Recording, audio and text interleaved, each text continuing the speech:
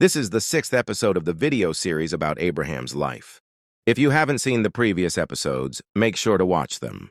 Once upon a time, Abimelech realized that God was with Abraham, and he thought it would be beneficial to make a covenant with such a man. So the king, along with his army commander Phicol, went to Abraham and asked him to swear an oath that, since they had treated him well, he would support them and the land where he was dwelling as a foreigner.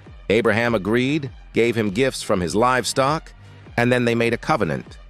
Abimelech and Phicol went back home, while Abraham planted tamarisk trees at that place and called upon the name of the everlasting God. After that, Abraham lived in the land of the Philistines for a long time.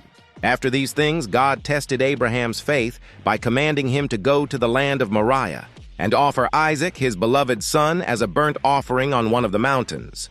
Abraham said nothing.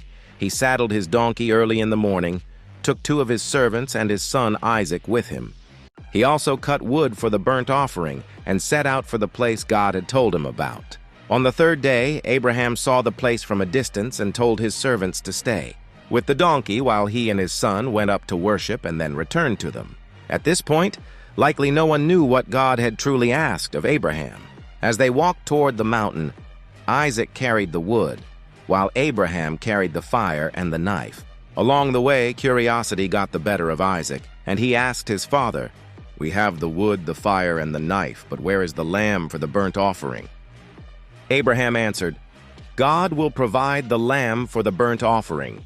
Here we can already feel the weight of what God asked of Abraham and the immense sorrow he must have felt, not to mention the fact that he had to lie to his own son so he wouldn't realize he was the sacrifice, and that his own father would be the one to take his life. At any moment, Abraham could have refused God's request, but he didn't. He was willing to sacrifice his own son for God, something very few of us could do, despite the fact that everything we have comes from him. However, Abraham had no time to mourn over this. They went up the mountain. There, he built an altar, arranged the pieces of wood on it, tied up his son, Isaac, and placed him on top of the wood pile. He then reached for the knife to slay his son, but as he grasped it, the angel of God called out to him and forbade him from killing Isaac.